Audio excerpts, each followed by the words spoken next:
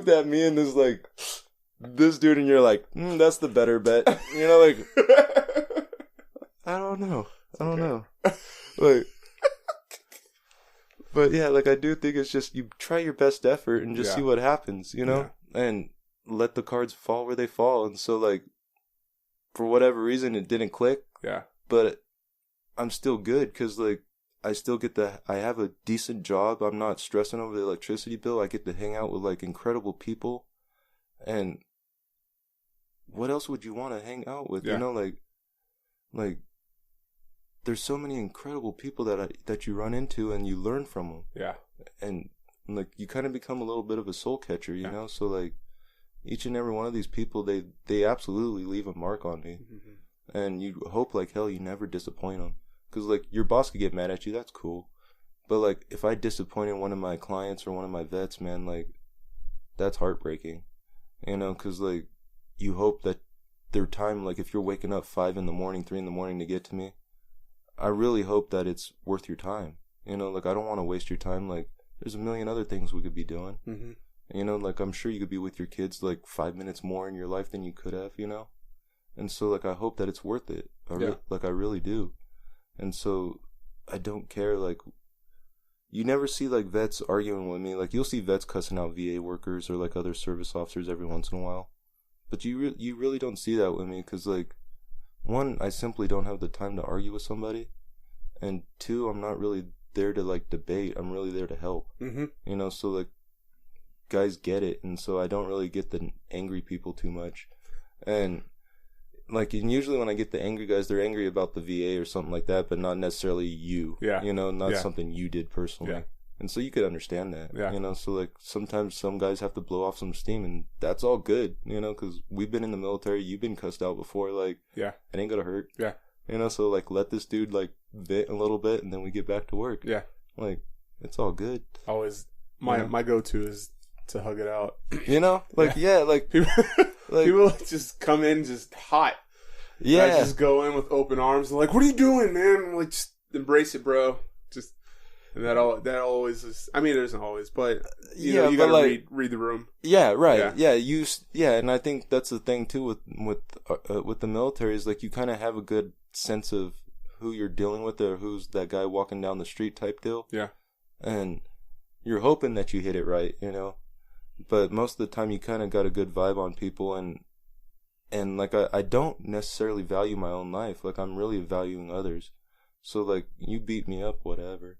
You know, like you know, like that's all right.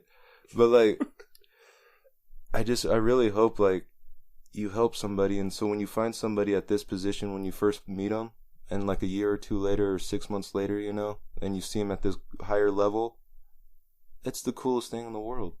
Because, like I've said, I've seen guys like that came out of, like, the VOA on Sunset, and I know what it's like when you lose everything and you say, like, I don't know how in the hell am I going to get out of this. And all of a sudden you see this guy who has a better job than you, and he's making more money than you, and, like, he has a family now. And you're like, that's so awesome. You know, because, like, they don't owe me nothing. Mm-hmm. You don't have to remember my name. Yeah. Nothing. You know, and it's just cool that, like, I have a job that's able for you to do that, you know, like, you don't have to say thank you. You could, like, get your 100% and say, that dude did nothing. Yeah. Cool. Yeah. You know, you got what you deserve, you know, so, like, that's all good. Like, well, that leads me into my next question. The one that's going to kind of start wrapping the thing up in. That's, what's your best or favorite success story? I don't know. All of them. I'm always thankful when it goes through, you know, because I'm always worried that it's going to get denied. And I don't know, like, there's so many, like, great stories, and, like, yeah, there's some that hit, like, high money-wise, you know, for back pay. And I've seen some guys that just got, like, the little 0% and their kids go to college and they're happy with that, mm-hmm. You know? And so, like, I don't think it matters about percentage-wise or how much money you're getting or something like that. I think it's just, where's that guy coming from, and what do we got to do to get him to that next level that he's looking for, you know? And I think when it goes through, it's the greatest thing ever, because, like, when somebody emails me or comes in and goes, dude, I hit this, you know? And you're just like, hell yeah, like that came through, you know, and you're just so thankful, like, or when you have to fight the VA over something that you just, like, I firmly believe is real, you know, and you're just like, no, and you'll see, like, when I'm writing, like, disagreements, it's me, like, this is BS, and, like, I can't believe you guys did this to me, like, you know, like, you could see, like, it's, like, it bothers me, you know, it's not, like, I could see, like, you're like, oh, it's all right, dude, we'll figure it out, and I'm like, no, F these people, like, I really try to, like, when it goes through, it's the greatest thing ever, it really is, and, like, and when I see, like, say, like, your kids, like, I've seen some of my guys' kids start, like, get that college waiver, and they come back, and they're like, dude, I just got done with my master's, or something like that, and you're like, that's so awesome, man. Yeah. Like, one of my kids, because, like, I hang out with an artist, and I, you know, do murals around here, and, or I used to. I haven't done it so much since I've been doing law school, but, go to all the art shows and stuff like that, and one of my kids was going to, San Diego, and for, I think he wasn't doing art, he was doing something different, you know, like some different degree, but he came to me and waited in line the whole damn day just to hand me a little painting that he did, you know, of a little pink bunny. And that pink bunny is on my wall, and it'll be on my wall till I die. And it's next to, like, all these other artists that you see from, like, you know, like that Banksy movie from, like, you know, like, Exit Through the Gift Shop. Yeah. So, like, right in the middle is that pink bunny, and then all these other little artists that you might think are bigger or whatever, but, like, that's incredibly valuable to me, you know? And it was just this little pink bunny that this dude was playing with. He wasn't really trying to push anything, but it was this way of saying thank you, and, like, he sat there all day just to hand me that, you know? And you're just, that's beautiful. Like, it's really just incredible, and, like, there's no way I would ever give anything like that up. Even if I became homeless again, like, guarantee that's hiding in my teepee or wherever I'm at. Like, the fact that you would have a teepee. Yeah, right? Oh, like, I got my dog a teepee. And so that's where all his toys are. But yeah, like, I think anytime a claim goes through and you see, like, the smile and the relief, you know, or when some vet says, you know, like, I went to all these other organizations and you're the only one that helped guide it through. Like, I'm thankful of it, you know, I really am. And, like, I think the success stories, like, each and every person I get to come in contact with and try to help, you know? Like, even when it comes to bad discharge upgrades and you see that come through and now that guy's getting his college money back, you know? It's very cool. Do you have hands-on in that? With the changing discharges? Yeah. It all depends on, like, the story and circumstance, but I definitely try to help those guys get, and I do believe I figured out a way to give you better odds. You know, like, you know better than me, like, Marines are a little more stubborn than the others when it comes to, like, changing things, but I seem to have found a way to have a little bit more success with that, I think. And so when you see that come through and, like, now that guy gets his benefits back, even if it's just medical, there's that relief that you see in their face, you know, and that, like, thank God kind of moment. And that's the cool thing. Yeah. When you, like, you're always just trying to help somebody in any which way. Sometimes it's just simply giving a dude a ride. Yeah. You know, sometimes it's just handing a dude an envelope so he can mail something out. And sometimes that's all it takes, man. Yeah. To change, I mean, you know. Yeah. You have no idea what you do on a daily basis that helps change somebody's life. And for the better or worse, you know. Yeah, and you're always trying to, like, hopefully, like, you know, when everything's said and done and you're, like, on your deathbed, and hopefully if you get a chance to look back, hopefully you could look back and say I was on the right side of history. That's right, man. Hey, yeah. That's 1,000% correct. Yeah. Okay, so these are the generic questions that I start wrapping everything up with. And so the first thing is, what would you tell vets who are struggling to find themselves today? One, get connected, whether it's through a group like the DAV, VFW, you know, American Legion, but start talking to each other and don't be shy about it. Because like I said, like, whether you're homeless, whether you don't look good or you're dirty or whatever the hell your background is, like, start talking, man.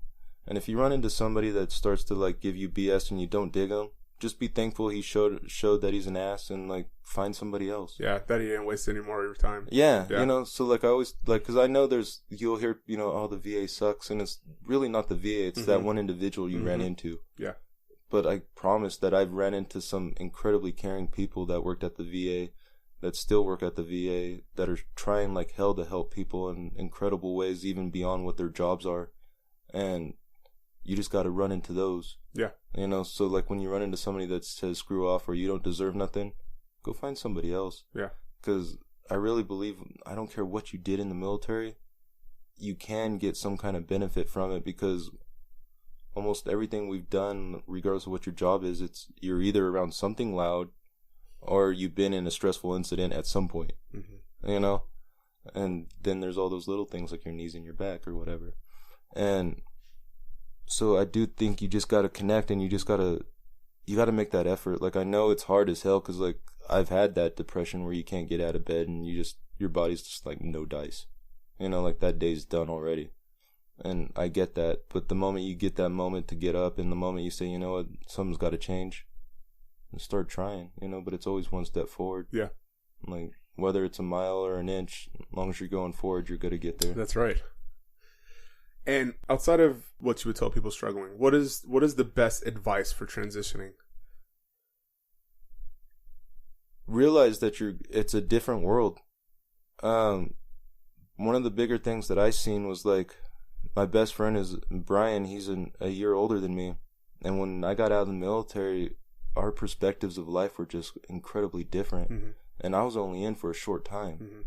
You know, so the majority of the other guys that you run into, you probably served more time than I did.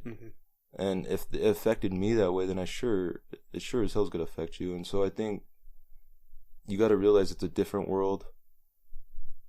You may not get the respect you think you deserve, or you may not get the job you think you deserve, but the major thing is like pride doesn't feed you. And so I think you got to do what you got to do. So like, if McDonald's is the only one hiring you, then accept it, you know, and so you get something in your pocket, so you're not struggling as hard, but keep at it for that better job, and trying to better yourself and see what this all means, because like it takes you a while to figure out, I think, what did that experience mean to you, you know, and where do you go from here? Because there is like this massive gap of like, did I do the right thing getting out, you know? And you never really know, but you try the best of what you have. And I think, yeah, I really think it's just about being true to yourself and don't fall into anybody else's BS, you know? So like, if all your friends are a bunch of jackasses and you fall back in that circle, then of course you're going to fall in the same hole, you know? And so you got to realize that you certainly are a different person now, and you're on a different level, whether it's higher or lower, and go from there. But I've talked to guys who are blind. I've talked to guys who don't have legs, and they're more incredible than I am, you know? And so like, it doesn't matter where you land when you get out.